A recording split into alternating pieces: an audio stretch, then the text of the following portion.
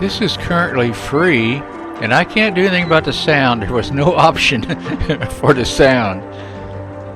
This is currently free on Ubisoft. Well, as of the day of this posting, I guess. This and Alexandria Planning of the City. We'll start the tour. It's a estimated time 6 minutes. Let's look. Welcome Follow the to trail. Alexandria, planning of the city. Alexander's plan to build his great city began with a verse from Homer's Odyssey. There is, in front of Egypt, in the sea with many swells, an island called Pharos. Guided by these clues, Alexander the Great founded his future city at the western end of the Nile Delta.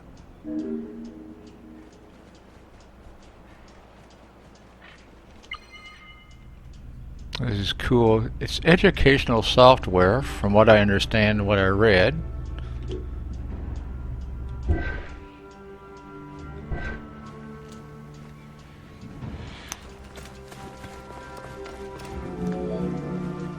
Though Alexander considered this location ideal for his great city, it presented considerable challenges. Too difficult to access during storms, the surrounding swamps threatened disease, and the limestone soil prevented the growth of healthy crops. However, due to the influence of his mentor Aristotle, Alexander the Great recognized that the true value was its strategic emplacement. Alexander knew that in controlling Pelusium to the east, Memphis to the south, and his crowning glory Alexandria to the west, he would create a triangular stronghold, allowing him to control the entire delta while giving him access to the Mediterranean. So Alexander considered this location ideal for his great city, presented several challenges. Yes. Yes. Okay. Let's move on, see what else we can learn.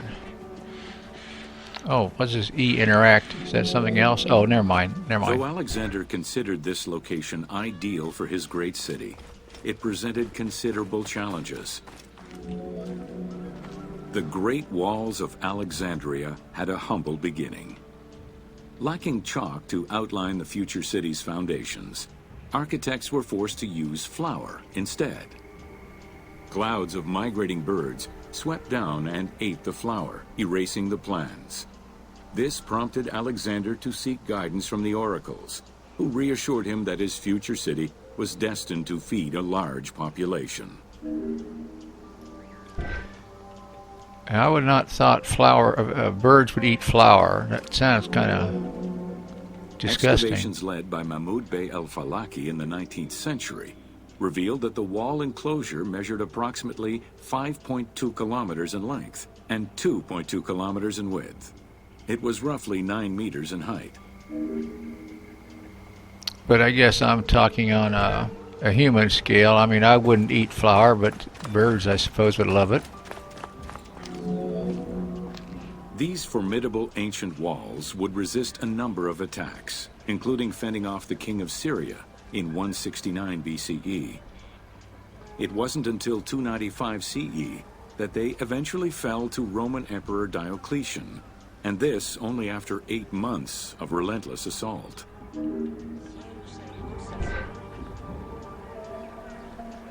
Call mount. Hold Q to call your mount. Where's she at? There she is. Or he is. Whoa.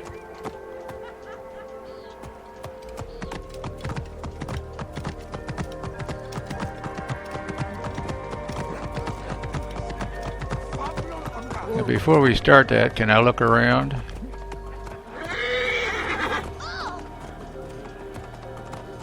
I know I say this every time I load up a Ubisoft game, but I love their...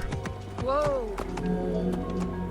Alexandria's principal architect, Dinocrates, chose a Hippodamian grid plan. The grid maximized functionality, with wide straight roads and canals running beneath them. Alexander recognized the military value of the city's design. The wide, parallel streets gave him optimal surveillance of the city while allowing the unobstructed flow of troops.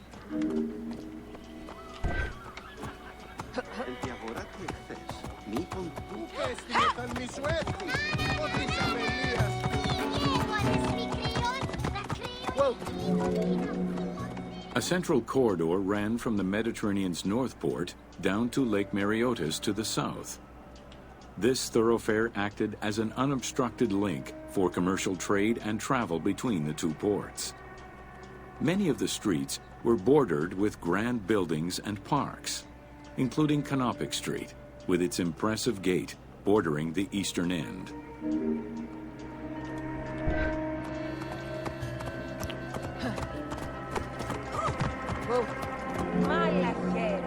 Alexandria was most likely built upon an already existing Egyptian village. Upon its completion, the Egyptians reviled the city, refusing to call it by its founder's name. Instead, they called it Raked, the building, as a mark of disdain, which was later Hellenized into Rakotis. Despite this, the name Alexandria would remain.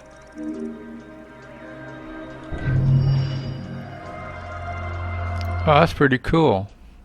Welcome to Discovery Tour by Assassin's Creed. You can now explore ancient Egypt at your own pace, or select Tab to choose a new tour by opening the pause menu. I just want to see what that does. Oh, okay. Oh, so now, oh, there is a lot. They've included a lot for free. Look at this. This is cool. Let's look at one more together. Let's do this. Let's do this one. Oh, wow, look at this. Is this what we want to do?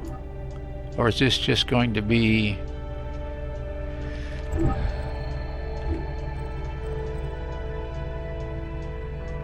Oh, I see. Okay, so you can actually look... Okay, I think I understand it. So you can explore, or you can read these text stations. Oh, look at that.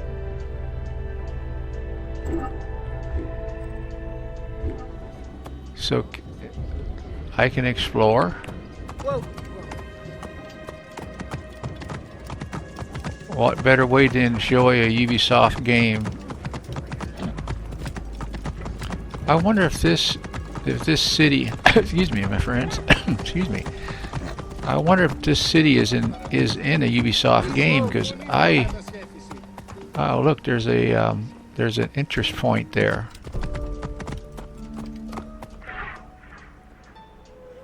Oh, this is so cool.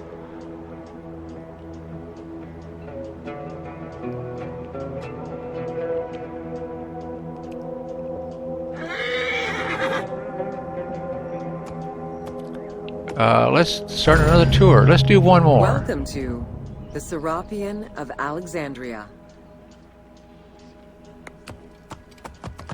Whoa.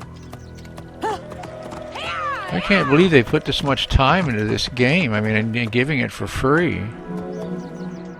In a city of numerous magnificent attractions, the Serapeum was considered to be the most beautiful temple of Alexandria. Located southwest of the city, on a small hill known as the Acropolis, the sanctuary was constructed during the reign of Ptolemy III, upon foundations which had existed since the reign of Ptolemy I Soter. I mean, I remember playing Assassin's Creed Odyssey. I don't remember Alexandria being in the excuse me, as part of the game. Look at the detail down there. Look at that. Some altar. Whoa.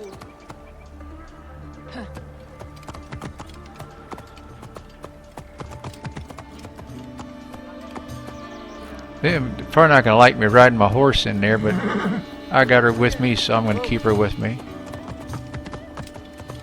Oh, this might be fun to get out of, though. Visitors of the Serapeum climbed 100 steps to reach the courtyard. Libraries were installed in the porticos surrounding the square building, with its roof and columns adorned with gold and gilded bronze. Pharaohs were generous to the temple, as were several Roman emperors after Egypt's conquest. An inner temple housed the statue of Serapis, dedicated to healing the sick.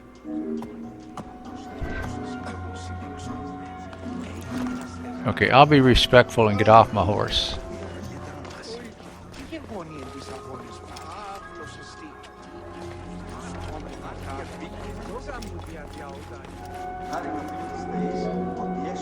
Since the 26th dynasty, Greeks in Egypt had gradually integrated the Egyptian cult of the Apis bull to their own rituals. With the establishment of the Ptolemaic dynasty, the cult of Apis was further integrated into Greek religion. During his rule, Ptolemy I chose to merge Egyptian and Hellenic gods into a syncretic divinity named Serapis. This name was the result of the amalgamation of Osiris and Apis. With this new deity, the Ptolemaic dynasty managed to accommodate similar belief sets for two different cultures, bringing about a new dynastic cult.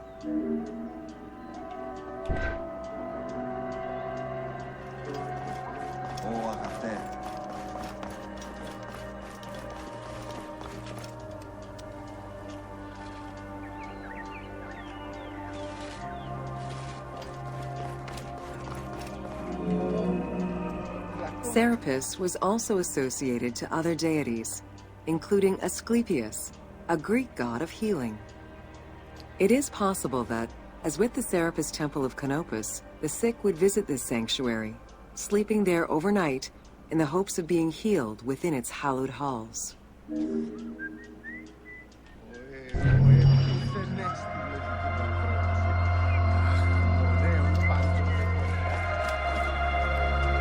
Well, I don't know about you guys, but I'm going to enjoy some time playing this. And the other one, which I cannot remember what the other one was, I downloaded them both. I may make a short video on the second one.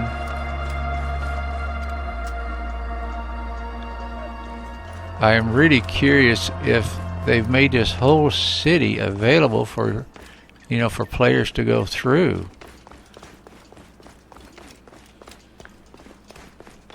Now maybe this has been in, one of the Assassin's Creed games. I mean, again, Assassin's Creed Odyssey, I remember going into different Egyptian or villages like this. Maybe not Egyptian. Oh, I'm sorry.